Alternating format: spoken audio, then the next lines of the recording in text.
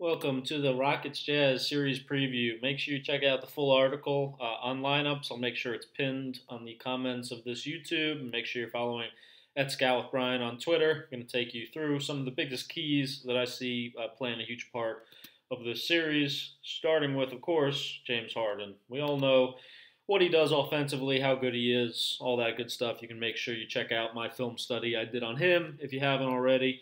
Check that up top. But on top of that, Utah's going to have to make a lot of decisions about how they want to play him. First and foremost, they're going to have to decide when he's off the ball, when he doesn't have the ball in possessions like this, do they want to basically play 4-on-4? Do they want to not give any help? Here, his man O'Neal gives a little bit of help, but basically what Utah played a lot, at least in their last two games against Houston, was if Harden doesn't have the ball, they were fine playing 4-on-4, not playing any help principles, which is fine if you can get stops. It's not fine, though, if you have trouble guarding the pick and roll without any help defenders. You see here, normally this guy would be responsible for rotating a little bit, for dropping in the pick and roll. He doesn't do it, though, because they're sticking so close to Harden. Houston's able to kick it out for open threes. I think generally speaking, Utah's going to continue to play that way. Remember, even in the second game, this was without the most recent game, without Chris Paul. So Harden was really on a tear, and teams were denying him, not wanting him to get the ball at all. But now with him back, it presents a new challenge potentially where they might have to give a little more help off of Harden even and give him some potential spot-up shots. But you see, in the last game in February, they were playing no help off Harden whatsoever. So they'll have to decide, do they play 4-on-4 when he's off the ball, or do they play normal help defensive concepts? Beyond that, when he does have the ball, they were in a really strong influencing him right, kind of like Milwaukee played on him. You see every time he had the ball, they weren't giving him right completely, but their stance was really, really trying to shade him that way. You see Rubio here opening up just a little bit to try to send him right, the logic being that Harden is much worse getting to his floater off that left foot. You see jumping off the left foot, right foot's up in the air, and shooting that obviously right-handed. I think he's a lot better finisher going to his left. That's what Milwaukee believes, what Utah believes. You see again here, just not giving him right, but shading him in that direction. You see Rubio again with that stance. These are the shots they want Harden taking. And it seems like they did have a good amount of success, forcing him to miss a lot of those. His handle's a little bit weaker going that way as well. More prone to turn the ball over. Try to back down to the post some if you force him right, but I think Utah's willing to live with that more instead of him picking them apart on the ISOs. Rubio, in particular, did a really good job, especially to start the game on Harden. I think O'Neal's their second best or maybe even best defender on him, but Rubio does do a really solid job, being in a really good low stance. Again, sending him right, but not totally giving it to him, making things difficult for him, forcing turnovers, forcing tough shots. You see Rubio, he knows the step back. Harden's better that way, going to his right for the step back. But Rubio does a really nice job crowding Harden, staying close enough so that he's able to do basically all you can do against a step up, which is try to stay vertical, try to contest it as well as possible without invading his landing space where his feet are. Here, Rubio does perfect technique on it to make it as tough as possible. Utah has to make sure, though, on plays like this, you see Capella come over, strong side to be ready to help. So Crowder has to drop down and box out Fareed. If he doesn't do that, if he doesn't take that responsibility, Fareed's going to have putbacks, Nene's going to have putbacks, Capella's going to have putbacks. Again, you see they were really, really consistent last game. Of course, like I said, he can hit the step back that way, probably even better. They're going to have to live with a couple of those going in. I mean, the guy's going to get his points. We know that. I think what Utah really wants to do, though, is make sure nobody else gets theirs. Let Harden score, make it as tough as possible for him, but don't let anybody else go off. If he's going to beat you with 40, make sure nobody else is above 20. The other key with Harden, KYP, knowing your personnel, bigs have to be locked in to not reaching for the ball. You see O'Neal does a good job on Harden as well, sends him right here.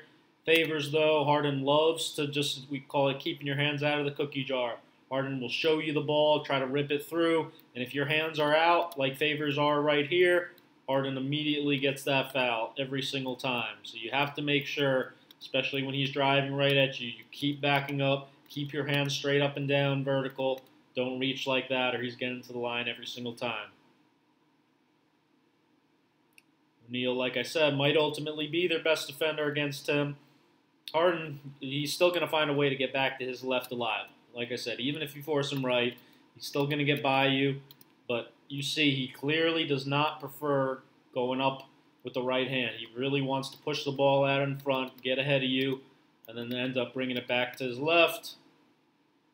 But they're making those shots tougher on him than a lot of teams do. I like their game plan there.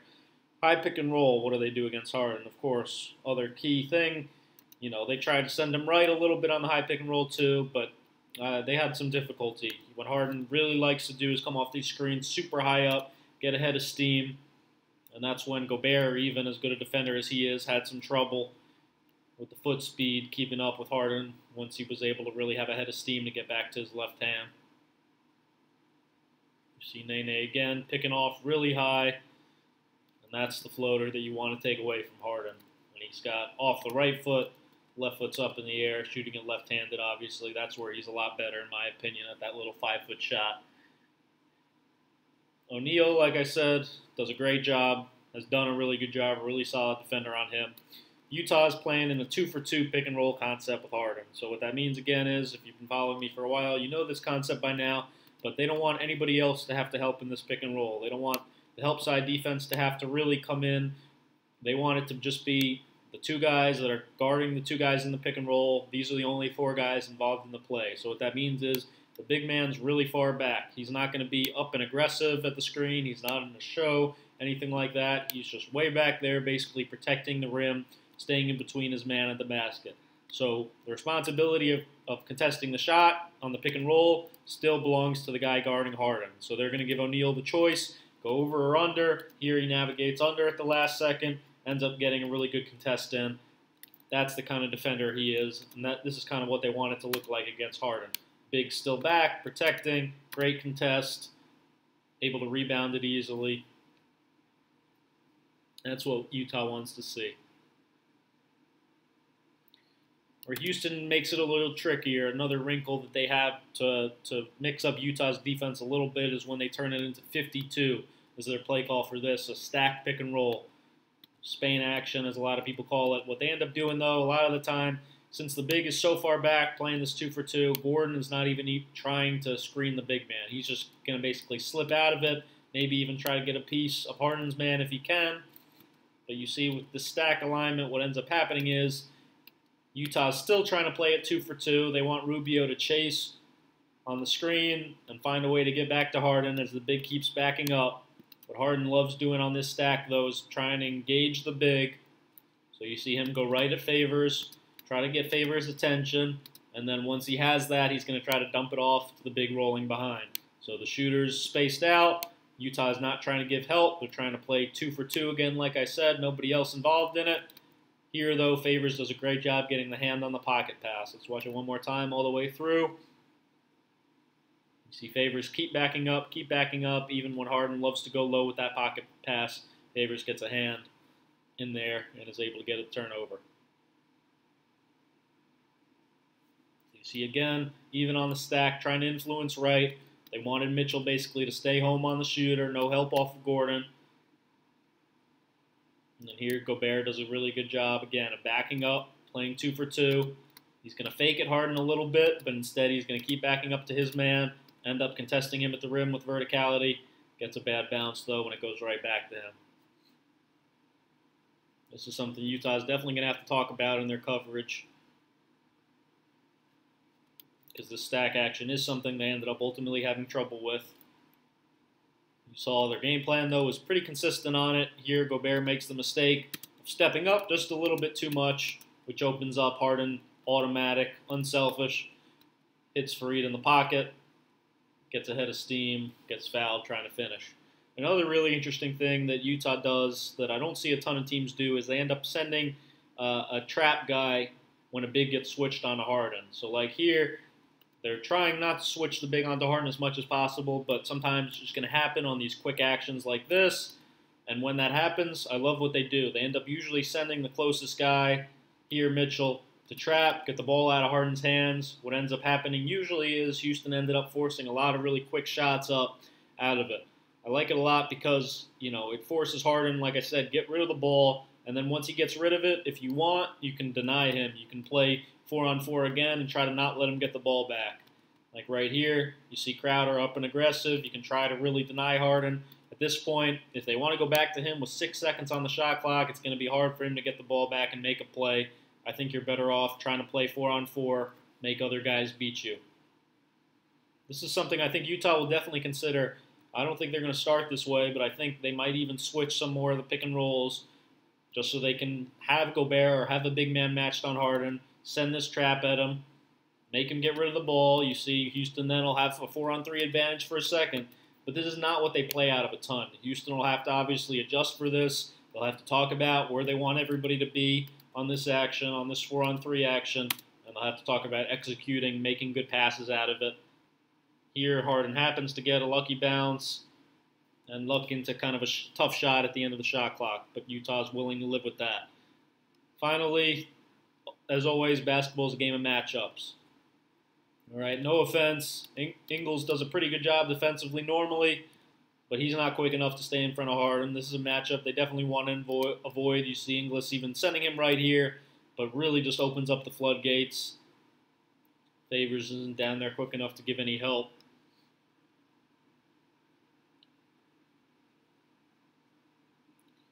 Ingles, they will switch on him. Korver is the guy they really, really do not want switched, but I think they have to think about keeping Ingles off him as well because he really just has trouble. He's a good team defender, good help defender. Has trouble, though, getting low enough in a stance to not just open up the floodgates for Harden. And you see what it creates here. Gobert has to step up. Houston does a great job always playing with a guy in the dunker. So when he steps up from the dunker, Harden's great at finding that pocket pass for, obviously, a dunk. Korver, like I said, he's the guy they really don't want to switch. So Korver is going to be in a show. Anytime his man sets a screen, show, hedge, whatever you want to call it, he's not switching. He's trying to get out. Here he flops. So Harden gets rid of the ball. But Korver is definitely the matchup that they wanted to avoid at all costs. Of course, Houston's going to hunt that, though. So whenever he gets rid of it, they're going to try to have it, ultimately Korver's man come and set the pick and roll, or just attack Korver straight up with a guy like Rivers or Gordon if he's matched up on him, where Korver just doesn't have the foot speed to stay in front.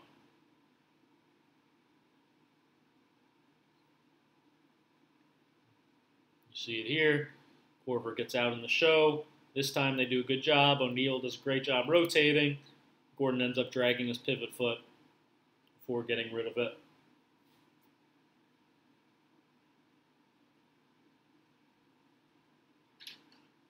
See Ingles again here. Again, just opens up a little bit too much. I think they'll have to think about doing the same thing they did with Korver and just getting in shows with him to avoid him matched up. After that, the next thing, even more importantly, I think Utah's got to worry about finding a way to score points themselves. They scored about 112 on the season, points per game, but only 103 against Houston. Houston does a really, really good job defensively against them. Houston's ranked second in the league in defense in the past 15 games. Since Bzdelik's come back, they've really started to get more of their defensive identity back from last season, where they switch everything and they make it really, really tough on you. You see how locked in they are on their switches. Switch, switch. Put a lot of pressure on the ball. They're fine switching Capella even onto these guards because he's got the foot speed to stay in front. And Houston has active hands on the weak side where they force a lot of turnovers, really forced Utah into a ton of those last game. This is what Utah just cannot afford to have happen. You see Nene switches onto the pick and roll, and then Favors has got a mismatch with Harden in the post, but Harden, like people have talked about, he does a good job on the post-ups.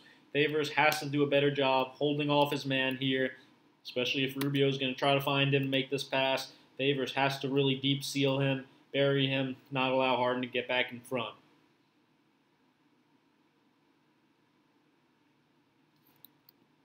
See, again, I remember last year when Kobe did his detail episode on Donovan Mitchell, something he talked about was setting up his cuts, holding his man off.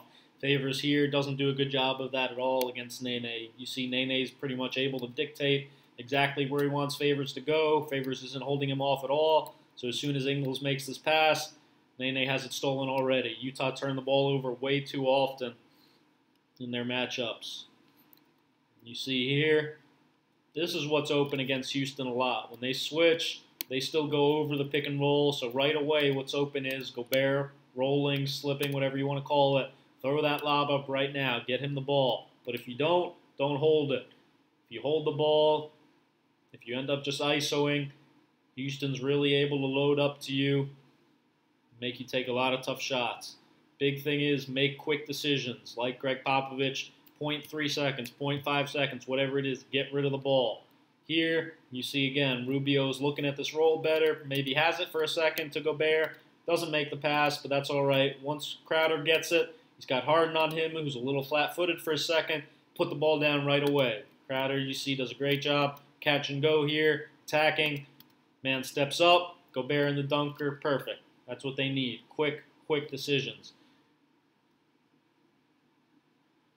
Move it, put it down, catch and go. Lob to the big in the dunker. Those are the things that are open. Have to make it quick against Houston. This is a set Utah really loves to run. They have the four-man kind of come off this little high cross screen from the 5, end up giving it back to the 5. He'll look to the right a lot, but then he'll end up coming back to this delay action on the left side. Here you see Houston gets a little messed up in their coverage. Harden doesn't switch right away. Capella doesn't either. Mitchell's able to have the open shot behind. He's obviously really going to have to carry them most games offensively. Similar set here, this time for Rubio. Really like this. Quinn Snyder does a great job, especially with his ATOs. He's an ATO wizard. Gets great sets for Utah coming out of halftime here. Designed this specifically. Rubio, not the shooter Mitchell is off this action, so they put Mitchell on the weak side, have him cut. Houston has two guys go to Mitchell for a second on the cut, which opens up Ingles, puts the ball down, catch and goes now. Quick decisions, catch and go. Attack, put the ball down, kick outs, multiple driving kicks, multiple penetrations, great ball movement. Another after timeout play here. They draw it up to get Mitchell coming off a pin down, does a great job attacking the big right away, attacking Capella's feet as he tries to help on the pin, getting by him, forcing the help to come in. Now they've got a 2-on-1 on the backside, good to great pass. Gets Crowder an open look from 3. Utah will live with those shots every time. Houston's really hard to break down defensively with all their switching. They're really locked in. You see they got so many switchable defenders like Tucker, can really guard any position. You see here again, Quinn on the ATO though, sets up a backdoor. This is another thing that's open. Against Houston's overplays a lot. They try to really get up and aggressive. Utah will have to do a good job setting up their cuts like Mitchell does here and getting these back cuts when they're open. Another thing they have, like I said, quick decisions. If Houston gets up and aggressive on their pick and rolls like Nene does here, make the simple pass. Ingles hits Favors in the pocket. Help comes in, kick outs. That's how they have to play. And then, like I said, they have to get Gobert, Favors. They have to throw them the ball at the rim, and they got to finish. This is what Houston will give you basically in their pick and roll coverage, and Utah's got to be willing to throw it up, and they've got to be willing to get these guys 20, 30 points a game if it's there. And these guys have to be aggressive and want it. They have to roll hard. They have to finish through contact. No contact there, obviously, but that's what these guys need to do. Another thing I'd expect to see Utah try to take a little advantage of. For some reason, this is the one action Houston wasn't really switching. I'm not sure why exactly, but it's kind of like a horn set, and they try to just have the small slip out of it real quick. Maybe that's what confused Houston just for a second. They're not sure if he slips out of it, are we still switching or not? But I did see Utah, and watching the film, get a lot of good looks, slipping this small, usually Crowder, out of the horns action quickly, and that opened up a driving lane for Mitchell a lot when he's handling the ball up top. Another thing they did have occasionally, Korver running off pin downs. When Houston gets up and aggressive, you see Nene come here, kind of like a trap. Korver's great, of course, getting the ball in the pocket, and then that's where move it, extra pass, ends up getting Ingles an open 3. Finally, like I said, Harden's a much better defender than people give him credit for ultimately, but he still is probably the weakest one-on-one defender that Houston has, at least late game, for a guy that can be targeted, that you try to get Mitchell matched up on. Harden is the guy that I'm sure they're going to go after with him. Mitchell really is the one ISO creator that Utah has, and he's got to take advantage of this mismatch when he has it. They don't want to play one-on-one a ton, but he's got to go after Harden as much as possible. You see them really targeting him on the switch, putting guys in the right spots. Here he gets to the basket again, misses, but forcing the help to come in allows Gobert to finish on putback. Ingles, once again, he goes as well. He's got to play better against Houston. He averaged about five and a half assists a game regular season, but only 3.5 against Houston. Big part of that, with their switching everything, it limits him. He averages normally a lot of his assists come pick and rolls like these, where a big man steps up and he's able to hit the big rolling with help defenses coming in. Since Houston switches, they keep a body on a body, meaning now Capella's on Ingles. Harden takes Gobert rolling to the rim. They got a body on a body. The roll's not open. Now he's got to create. One-on-one, this is the area of his game where he doesn't exactly thrive. He's solid here, but he's got to make good decisions. Can't have these cross-court pass turnovers.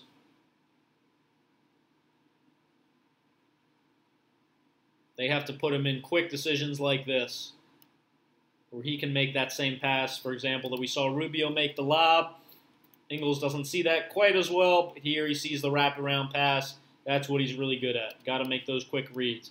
Hope you enjoyed this Rockets Jazz series preview. Make sure you check out the whole article, like I said, on lineups. Make sure you're following on Twitter at ScoutWithBryan. If you could please thumb up, if you could please subscribe, I would really appreciate it. And also, please go to patreon.com/ScoutWithBryan to support more videos like this. Really appreciate you watching. Hope you're ready for a great series. Ultimately, I predicted Houston in 6, but I think it could be a really good one. We'll follow along and give some adjustments as the series goes on. Thanks for watching.